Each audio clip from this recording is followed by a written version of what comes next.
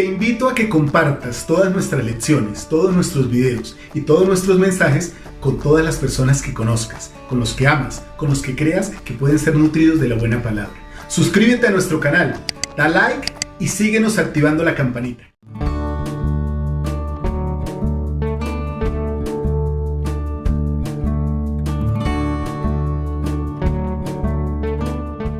Muy bien, mis hermanos y hermanas, muy buenos días, muy buenas tardes, muy buenas noches. Bienvenidos una vez más a la Escuela de los Profetas y a la lección de Ven Sígueme con Walter Posada. Un gusto para mí estar con ustedes el día de hoy tratando un tema muy interesante. Podríamos llamar esta lección, la podríamos llamar Triunfos y Tragedias. El relato empieza diciendo que una grave dificultad entre el pueblo nefita, ¿sí? Y es que vemos contiendas políticas, bandas de ladrones, rechazo a los profetas, orgullo e incredulidad. Y Nefi y Leí, los hijos de Lamán, junto con la parte más humilde del pueblo, manteniéndose firmes en la fe de Cristo. ¿Cómo lograron ellos prosperar y mantenerse firmes en esa fe de Cristo en medio de tanto pillaje, de tanto pecado, de tanta vanidad? Eso lo vamos a estudiar y vamos a ver cómo ellos hicieron de Jesucristo una piedra, una roca, un fundamento seguro, según las Escrituras, sobre el cual si uno edifica, no caerá. Bienvenidos nuevamente, mis hermanos, a Ven Sígueme con Walter Posada. Hoy, el Amán del 1 al 6, la roca de nuestro Redentor. Bienvenidos. Y antes de comenzar con el primer principio de la lección del día de hoy, quiero invitarlos a que vean nuestro nuevo programa, Discursos y Profetas, que tenemos todos los días domingos desde las 8 de la mañana aquí en este canal. Debajo de este video en la descripción van a encontrar el enlace y también en la parte de arriba de esta lección encuentran el enlace. Discursos y Profetas.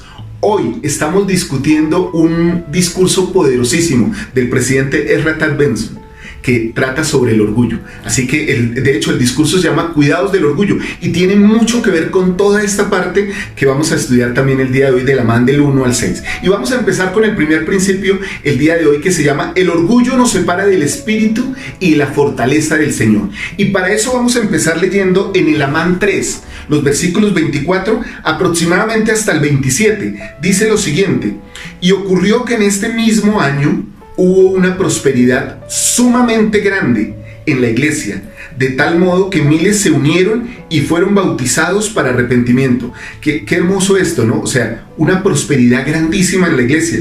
A veces pienso, ¿somos parte de una prosperidad parecida en la iglesia? Porque deberíamos de crecer en miles para que miles se unieran a la iglesia y se bautizaran y fueran llevados al arrepentimiento. Vamos a ver qué continúa diciendo esta parte de la historia. Y fue tan grande la prosperidad de la iglesia y tantas las bendiciones que se derramaron sobre el pueblo, que aún los propios sumos sacerdotes, o sea, los líderes y maestros, se maravillaron en extremo. Y aconteció que la obra del Señor prosperó a tal grado que se bautizaron muchas almas e ingresaron a la iglesia de Dios.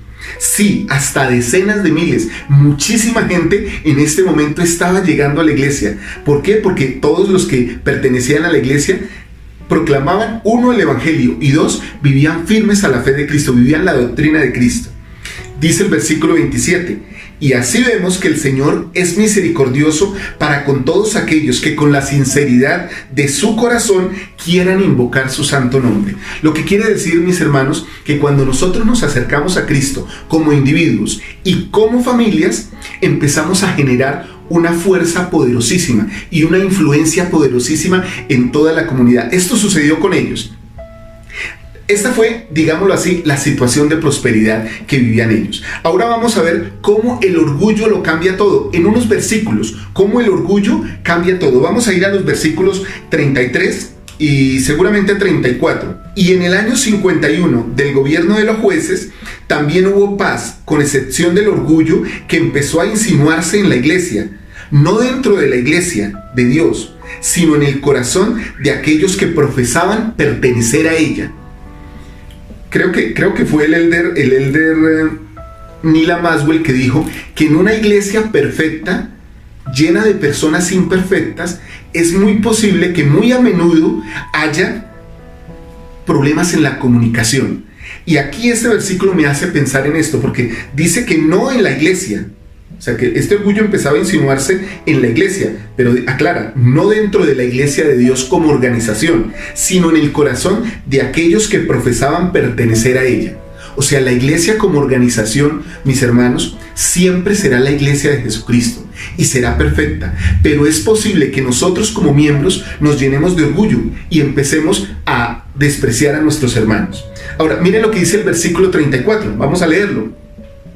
Y se ensalzaron en el orgullo al grado de perseguir a muchos de sus hermanos. Y esta fue una iniquidad muy grande que hizo que la parte más humilde del pueblo sufriera grandes persecuciones y pasara muchas aflicciones.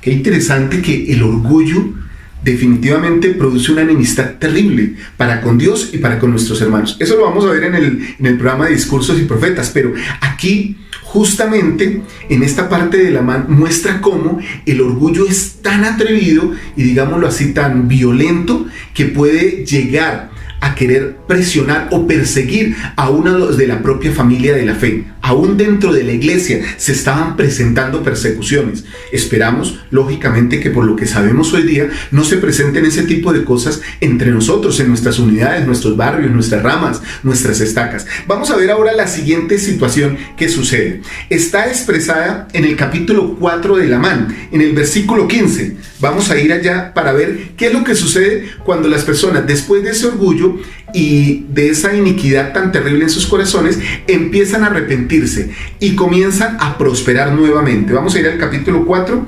versículo 15, dice lo siguiente: y sucedió que se arrepintieron, y a medida que se arrepentían, comenzaban a prosperar. Qué interesante. Entonces, tenemos que prosperaron porque se humillaron y se acercaron a Dios. Luego se llenaron de orgullo y empezaron a perseguir a sus hermanos. Y después volvieron a arrepentirse y comenzaron a prosperar. Eso, o más bien, a todo eso, mis hermanos, se le llama el ciclo del orgullo. Y es como lo estaba manifestando ahora. ¿No? Paso 1, humildad y arrepentimiento. Cuando las personas se humillan y se arrepienten delante de nuestro Padre Celestial, cuando nosotros hacemos eso, pues lógicamente nos acercamos a Él y comenzamos a parecernos a Él y a su Hijo Jesucristo. Y empezamos a ser bondadosos, llenos de caridad, llenos de alegría, llenos de disposición para hacer lo que es bueno. Pero lo que sucede después es que viene, por esa humildad y ese arrepentimiento, viene al pueblo rectitud y prosperidad. Y entonces el pueblo empieza a prosperar y a bautizarse muchas personas en la iglesia y a acercarse a Dios. Pero debido a la prosperidad material, generalmente el corazón de los hijos de Dios cambia. El corazón de los hijos de Dios se aleja de Él, lo olvidan. Porque es como si recuerdan que hemos hablado mucho de que una de las funciones del Espíritu y también una de las funciones del Libro de Mormón es que nosotros recordemos que las tristezas, las aflicciones que hemos tenido, para que recordemos el gran poder que nuestro Padre Celestial ha tenido para sacarnos de esos momentos de aflicción. Si nosotros no olvidamos cómo Dios ha bendecido nuestras vidas, difícilmente nos podemos volver orgullosos. Es triste pensar que una persona, porque recibe algo de prosperidad en la vida, se vuelva orgulloso y empiece a despreciar a sus hermanos. Puede pasarte a ti, puede pasarme a mí, puede pasarnos a todos. Que el Señor nos dé cierta prosperidad en la tierra y entonces equivocadamente iniciemos a pensar: debe ser que yo soy mucho mejor que el que no prospera, debe ser que yo soy mucho mejor que el que no tiene bienes materiales y por eso a mí me va bien y a esa persona no le va bien. Entonces empezamos a juzgar la espiritualidad por lo temporal. Es cierto que el Señor ha dicho que los que guarden los mandamientos prosperarán en la tierra, pero miren lo siguiente que dice para que tengamos claro, porque hay personas o hay miembros de la iglesia que equivocan este párrafo pensando que ahí se está hablando solo de una prosperidad material, pero el Señor seguidamente de eso siempre indica: pero si no guardan los mandamientos, serán desechados de mi presencia. Lo que quiere decir que literalmente el Señor está hablando aquí de una prosperidad en Cristo, una prosperidad que es espiritual y temporal, pero que la rodea todo espiritual, porque finalmente todas las cosas son espirituales. Entonces yo te hago una pregunta: El tener posesiones materiales más que otra persona te hace más que esa persona. Ser como Cristo, siempre he enseñado, no es igual a ser más que otra persona, sino a dar nuestro mayor esfuerzo. Así que nosotros no podemos envanecernos en el orgullo para empezar a perseguir a otras personas. Después de que sucede ese tercer paso en el ciclo del orgullo, viene el cuarto paso, que es la destrucción y el padecimiento. Y generalmente las personas que viven en ese ciclo sufren grandemente hasta que nuevamente sucede algo en sus vidas, y que puede ser que nos suceda a nosotros. Se humillan y se arrepienten, que es otra vez el primer paso. Y entonces aquí tenemos todo ese ciclo del orgullo que podríamos decir hay que pararlo definitivamente. No es bueno estar metido en ese ciclo del orgullo como, bueno, o sea, necesito del Señor, me arrepiento, empiezo a hacer obras rectas. Como empiezo a hacer obras rectas, empiezo a prosperar, y como empiezo a prosperar, entonces me lleno de orgullo, empiezo a perseguir a las personas, sentirme más que las otras personas, y entonces caigo en destrucción y en padecimiento, y entonces vuelvo a mi Padre Celestial. ¿Cómo puedo evitar yo la tendencia del orgullo en mi vida? Esa es una buena pregunta que podemos hacernos, que puedes hacerte en familia ahora que estás ahí con tus hijos, con tu esposa, con tu esposo, con tus compañeros, con tus tíos, con tus abuelos, o que estás solo como familia. ¿Cómo puedes evitar la tendencia del orgullo en tu vida? ¿Y de qué manera, piensa en esto, de qué manera el orgullo te ha separado de Dios? ¿En qué momentos de tu vida sientes que el orgullo te ha separado de Dios? El orgullo, recuerden hermanos, es enemistad. ¿De qué manera ese orgullo te ha hecho enemigo de Dios? Muy bien, vamos entonces a tratar ya el siguiente principio de este Ven Sígueme. Y el siguiente principio que vamos a tratar el día de hoy en este Ven Sígueme de Lamán 1 al 6 es que la santificación viene de entregar el corazón a Dios. Cuando nosotros nos acercamos a Dios, nosotros podemos sentir su consuelo. ¿Cuándo fue la última vez o cuándo ha sido la última ocasión en que has tenido consuelo al acercarte a nuestro Padre Celestial, al acercarte a la influencia de Cristo? Analiza eso, reflexiónalo en tu mente, en tu corazón. ¿Cuándo fue la última vez que como familia sintieron consuelo de nuestro Padre Celestial y se acercaron a Él?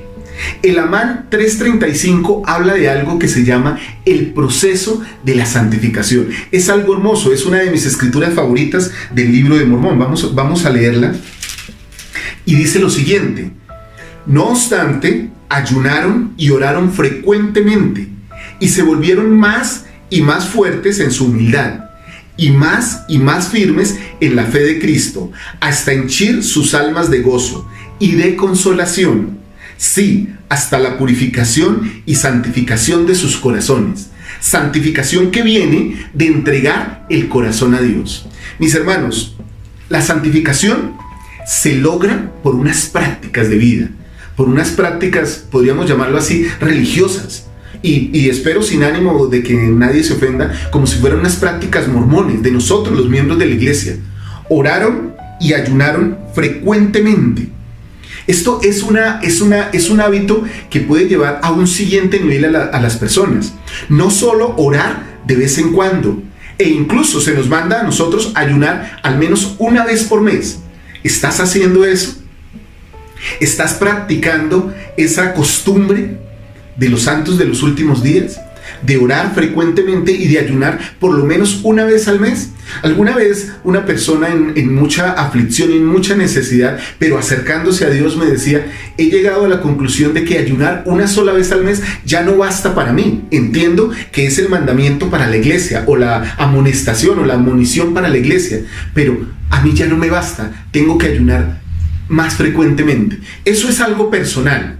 En lo personal también está el hecho de cuántas veces oras y de cuánto tiempo demoras haciendo tu oración o determinas para hacer tu oración, para conversar con tu Padre Celestial. El ayuno es lo mismo. Se nos invita a hacer un ayuno al mes, pero es de manera personal, de tal forma que no afecte tu salud. De esa manera nosotros nos santificamos, nos hacemos más humildes, pero todo eso es un proceso. Las escrituras, la guía de las escrituras dice lo siguiente sobre la santificación, justamente lo que estamos hablando sobre el proceso. Dice santificación, y lo une a la expiación de Jesucristo, ¿no? Y dice: el proceso por el cual la persona se libra del pecado y se vuelve pura, limpia y santa mediante la expiación de Jesucristo. Y aquí quiero hacer una claridad, hermanos. O sea, la expiación de Jesucristo es vital en el proceso de santificación. Nosotros no podemos pensar que solo siendo buenas personas, orando y ayunando, ya vamos a lograr la santificación. Si no es con los méritos de la expiación de Jesucristo, eso no tendría ningún efecto. O más bien podría tener un efecto social o de comportamiento, pero no de conducta a largo tiempo.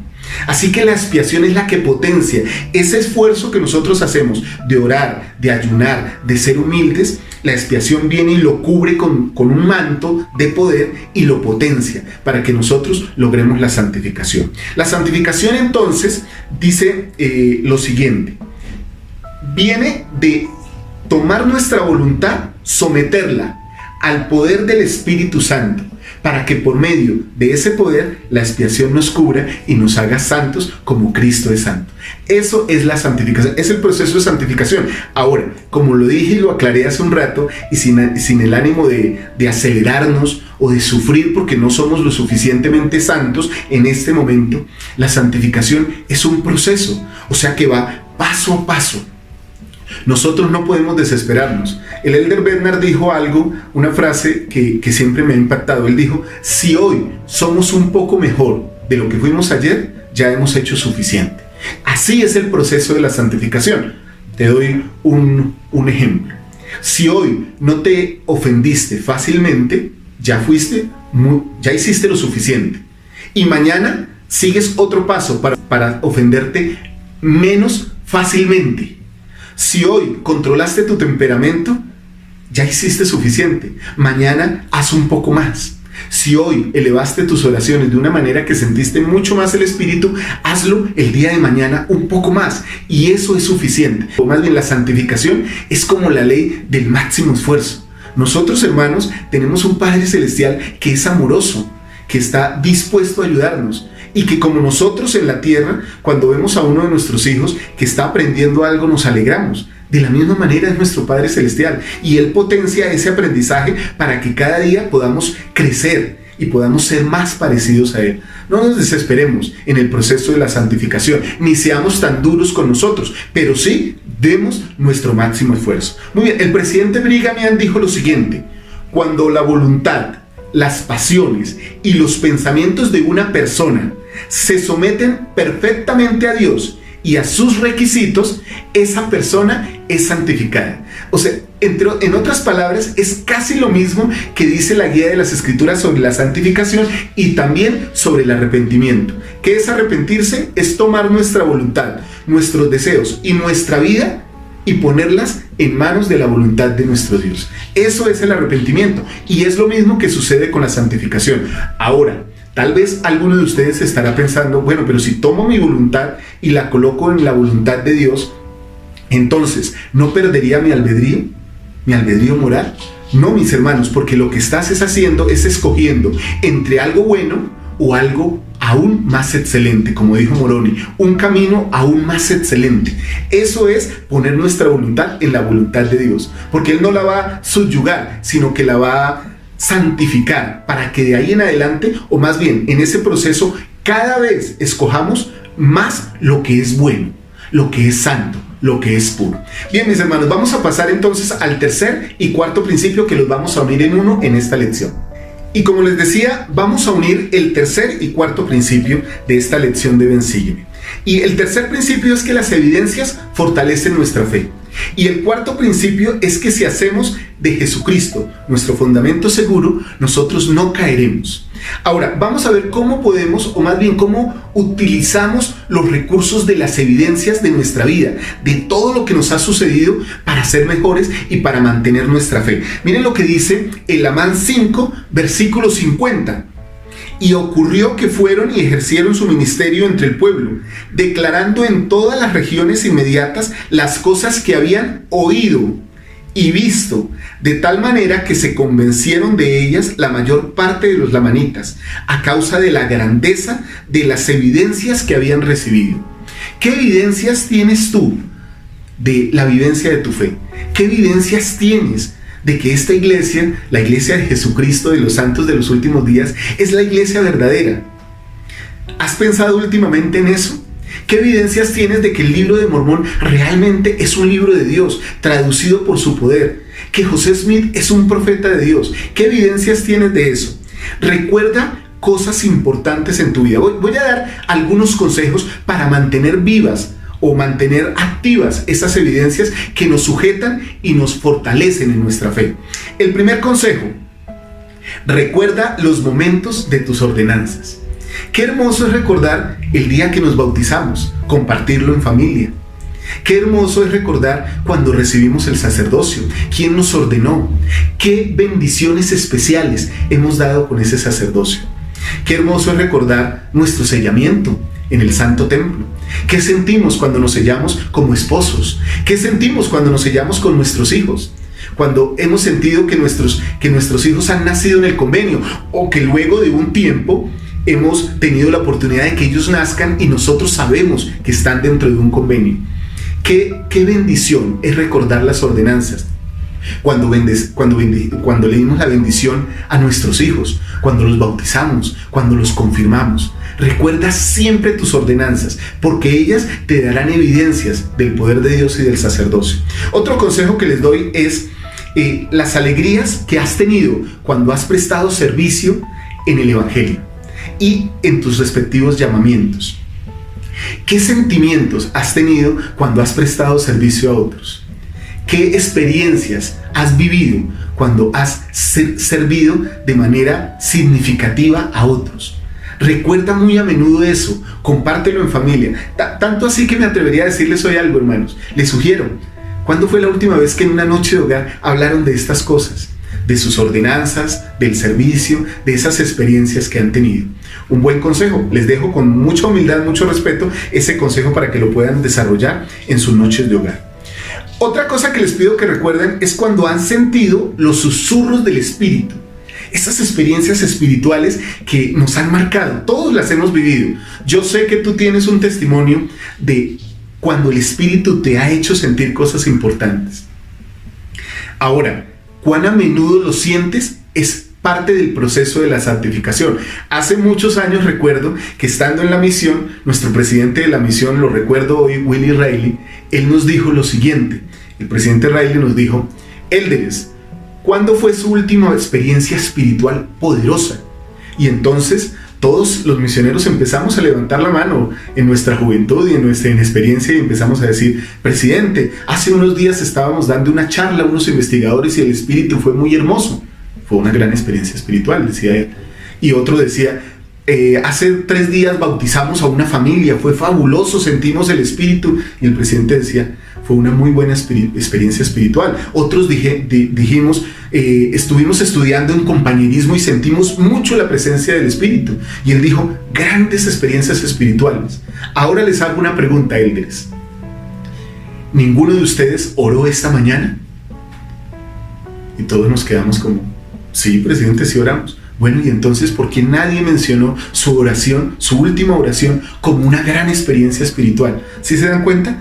Cuando nosotros sentimos los susurros del Espíritu, eso fortalece nuestra fe. Y eso puede suceder aún en una humilde y sencilla oración matutina, o en la noche, o en la mañana, o durante el día, aún en la calle. En los espacios en que estemos, nosotros podemos tener fuertemente los susurros del Espíritu. Otro consejo que les doy, que les invito a recordar: recuerden el gozo de cumplir los mandamientos. ¿Cómo se han sentido cuando han vivido un mandamiento, cuando lo han cumplido? ¿Cómo se sienten por lo menos cuando repelen el mal y viven la ley de castidad? ¿Cómo se sienten cuando deciden no criticar o no murmurar o no hablar mal de sus hermanos y saben que están cumpliendo un mandamiento de no hablar incluso falso testimonio contra nadie? ¿Cómo se sienten cuando pagan su diezmo, cuando entregan sus diezmos a su obispo, a su presidente? Recuerden el gozo que sienten cada vez que cumplen los mandamientos. Y por último, recuerden el alivio que han sentido gracias a la expiación. Cuando han cometido un pecado, ¿cómo se han sentido?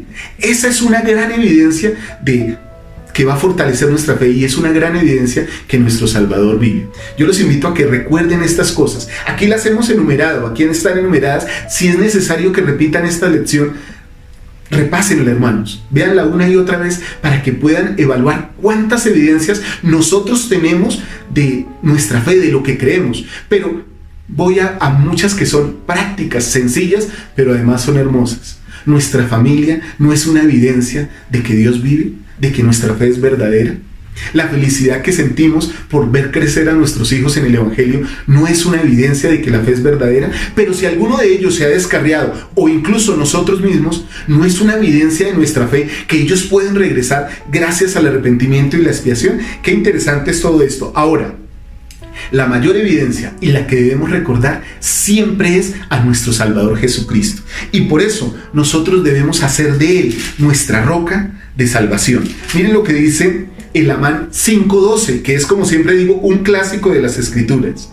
Y ahora bien, recordad, hijos míos, recordad que es sobre la roca de nuestro Redentor, el cual es Cristo, el Hijo de Dios, donde debéis establecer vuestro fundamento, para que cuando el diablo lance sus impetuosos vientos, sí, sus dardos en el torbellino, sí, cuando todo su granizo y furiosa tormenta os azoten, esto no tenga poder para arrastraros al abismo de miseria y angustia sin fin, a causa de la roca sobre la cual estáis edificados, que es un fundamento seguro, un fundamento sobre el cual, si los hombres edifican, no caerán. Mis hermanos, esta escritura me hace evocar muchas cosas. Recuerdo, y si están viendo este video, un fuerte saludo para todos ustedes.